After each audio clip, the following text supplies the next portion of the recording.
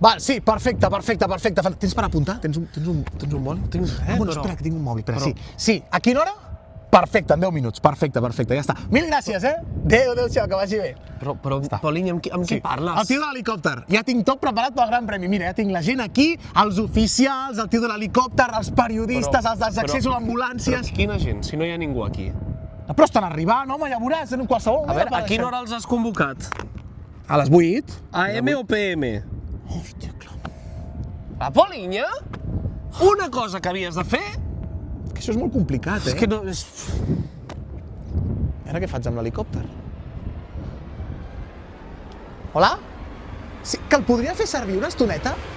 No és per vigilar res, és per mi. Soc en Josep Lluís Santamaria, director general de Circuits de Catalunya. El meu nom és Aman Barfull i he estat 32 anys sent director esportiu del RAC, també director esportiu del circuit. Soc el Jordi Barrabés i soc el director de l'àrea esportiva del RAC. Soc la Neus Santamaria i soc directora de cursa internacional. Soc el Manel Muñoz Floriac, soc el director d'operacions del circuit de Barcelona-Catalunya. Crec que quan diu cap d'operacions no es refereix a aquestes operacions, eh? Calla! RCP, ràpid, RCP!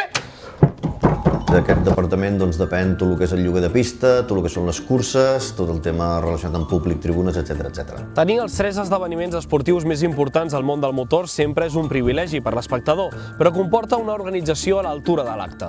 Tant la Fórmula 1 com la MotoGP com els ral·lis, especialment aquests últims, necessiten un pla, i aquest pla neix molt abans de la cursa. Un ral·li, si el veiem del campionat del món, estaríem parlant de potser uns 10 mesos els necessites. El Gran Premi de Fórmula 1, per exemple, estem 10 mesos mínim preparant-lo. O sigui, a la que acaba el Gran Premi ja estem programant reunions amb la pròpia Fórmula 1 de cara a l'any vinent. O sigui, les exigències són extremes. És costós pel moviment que comporta, per la quantitat de gent que mou, si és un esdeveniment gran, però el més important o el més complicat d'un esdeveniment és prendre les decisions abans. Ens posen tots a la mateixa escala, a nivell de preparació de policia, a nivell de terrorisme, a nivell de com protegiràs el públic, a nivell de què faràs a la pista. Molts cops estàs assentat en una taula i aquell dia has de decidir una cosa que condicionarà un esdeveniment potser al cap de 3 mesos. I és que cada categoria té les seves necessitats. El ral·li és molt més complex, diguéssim, no?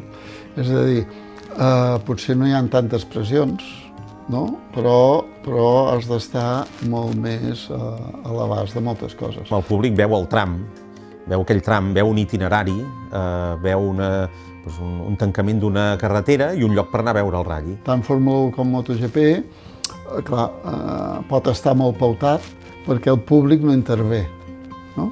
Perquè està fet. Amb ral·lis, clar, el públic, les curves poden estar a la carretera, llavors la teva missió és intentar concentrar el públic a llocs determinats, preservar-lo. El que l'envolta i el que costa d'arribar a decidir aquell itinerari amb tots aquells horaris, amb tota aquella... La gent no n'és conscient. Ambulàncies, metges, no sé, el circuit, els cites tots a les 6 del dematí i els reparteixes, amb un ral·li estan a tot, i si al quilòmetre 73 de la carretera de Cardona no hi ha l'ambulància, no es comença el tram. No? Però com comença tot? La part bàsica de totes les curses, per exemple, en aquest cas, estaríem parlant de què és un primer contacte amb el promotor. Espera. A veure, què diu de promotor? Un promotor és l'empresa privada que porta la competició. Per exemple, en el cas de la Fórmula 1, l'empresa privada que la gestiona es diu Liberty Media. No, el promotor és el que a mi em dona xupitos quan surto de festa. Bueno, és una escala diferent. El promotor el que necessita és confiança. Tens un paddock que té 55.000 metres quadrats. Tens àrees i espais de treball que també els poden fer servir ells. Establir unes dates, veure els reglaments que et parlen, quines són les preparacions que requereix la pròpia cursa i a partir d'aquí el muntatge, l'obertura de portes al públic, la preparació de la pista perquè estigui tot adequat, la preparació dels oficials, dels serveis, les grues, les ambulàncies, etc. Tens una pista de primer nivell, un traçat de primer nivell. Quan passem ja a magnitud de Gran Premi, tot això canvia, perquè s'involucren ja només més empreses de serveis o de lloguer de maquinària o del que sigui, sinó més institucions. Què vull dir amb això? Per exemple, policies, trànsit, s'ha de gestionar un pla de mobilitat, s'ha de veure tot el que és el pla d'autoprotecció que té el circuit, perquè estem parlant de que normalment en una cursa estem parlant de que acaba venint 10, 12, 15.000 persones, quan en un gran premi estem al voltant de les 120, 130, 1.000 persones, el qual tot canvia. És la instal·lació esportiva més gran de tota Catalunya. O sigui, amb una capacitat màxima d'unes 130.000 persones. Què diries? Bueno, el camp del Barça seran 105. 105, sí. No? Concentrats, però aquí són 3 dies d'activitat, allà és només un partit, és un dia. Aquí poden ser 3-4 dies d'activitat amb un gran premi. Nosaltres hem entrat en una roda en la qual fem moltes coses ja per inèrcia. Però si aparéssim a puntualitzar cada cosa que es fa, ens estaríem els cabells de dir però com podem preparar tot això, com es pot fer tot això? I és que no tothom pot dir que a casa seva s'han organitzat 35 grans premis de Fórmula 1. O 34 de MotoGP, o 30 ral·lis del World Rally Championship. Una prova del campionat del món de ratllis o de qualsevol campionat. És a dir, un ratll el fem fora d'un recinte. El circuit és un recinte on s'hi fan unes activitats. Al ratll estem creant tot és efímer. Has de crear zones de públic, les has de senyalitzar. On surts? Que hi hagi la capacitat hotelera, el parc d'assistència, que els equips hi càpiguen i que hi haguin els hotels a la vora. Has de posar molts cotxes a la caravana perquè estiguin i facin apartar la gent, megafonies, un helicòpter que controli. Has d'anar a parlar amb ajuntaments per on transcorre el ratll, ja que tallem unes carreteres a bastantes hores. Per tant, hem de decidir amb ells com ho tanquem, on ho tanquem, després els propietaris de les finques per on passa la prova. Si el ratll algú pot sortir malament, és tema públic. Llavors has de centrar els esforços. Tot l'altre ho has de tenir pautat perquè vagi sol. Com a directors de cursa el que estem com centrats és a la seguretat, sobretot dels pilots, però també dels oficials i de tot el que implica un cap de setmana o un dia de curses i intentar que el desenvolupament esportiu de la prova sigui amb totes les condicions de seguretat possibles. És a dir, estem en una sala plena de pantalles en un circuit, o si és el cas d'un rally o un altre tipus de proves amb ràdios, tota l'estona conscients del que està passant a tot arreu, intentant això que al final que ningú es faci mal. Gràcies als esforços de tothom, d'organitzadors, de les federacions, que el que han fet és anar inculcant i augmentant les mesures. Què passava? Que el ratll a la carretera es tancava 2 hores abans que passessin els participants. Ostres, va haver-hi un any que es va arribar allà 2 hores abans i tot era ple de cotxes mal aparcats a dins del tram. En 2 hores allò no es podia solucionar. Es va haver d'augmentar molt les hores de tancament de la carretera per poder tenir clar que a l'hora que passaven els participants allò estava tot net, es havia tingut temps de retirar si hi havia algun vehicle mal posat, alguna cosa. I evidentment tancar tantes hores una carretera també té les seves implicacions. Hem tingut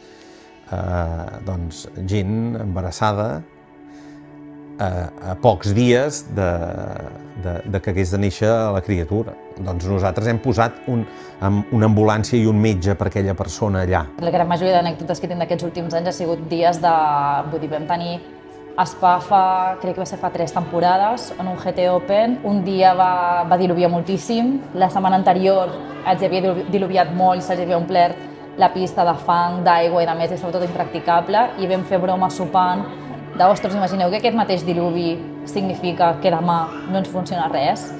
No, que va, això estarà preparat de la setmana passada i funcionarà tot perfectament.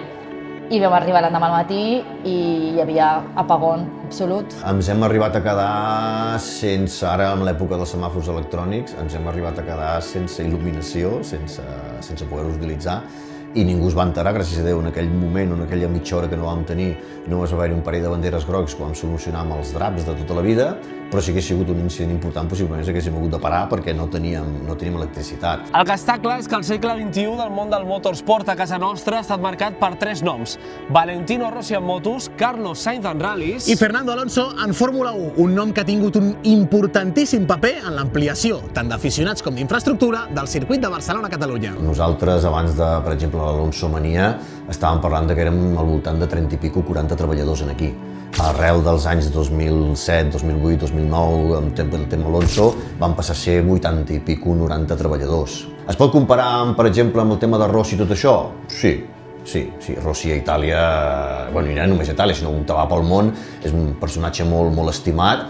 A Itàlia, evidentment, al voltant del seu circuit, doncs ha fet moltes coses bones i ha fet que la gent doncs, també vagi, i ho podríem comparar.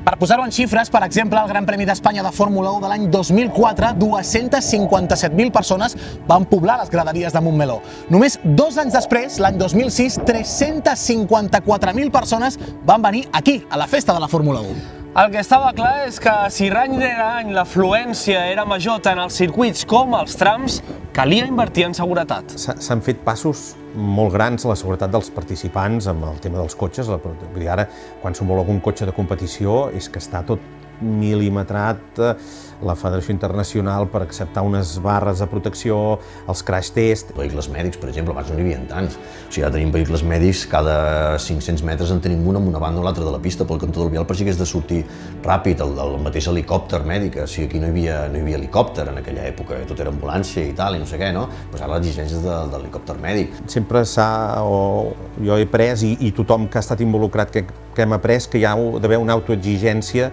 de que les coses s'han de fer el millor possible. Una cosa que va passar, em sembla que era a Portimao fa 3 o 4 anys, un Porsche va acabar a la graderia.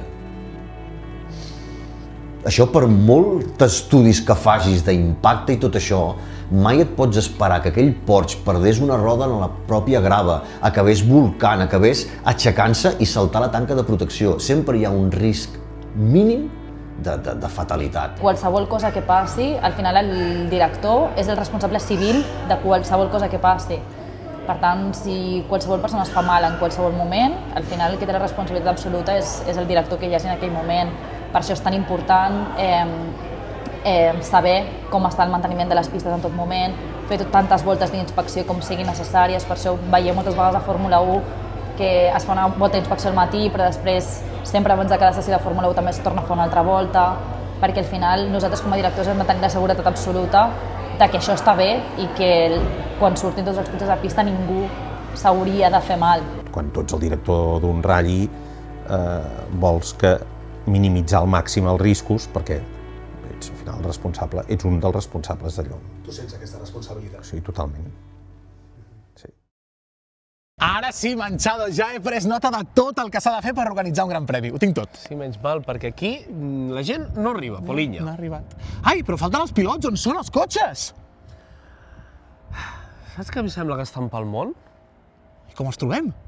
No sé, els hem d'anar a buscar, perquè si una cosa tenen en comú és que tots van començar aquí. Crèdits!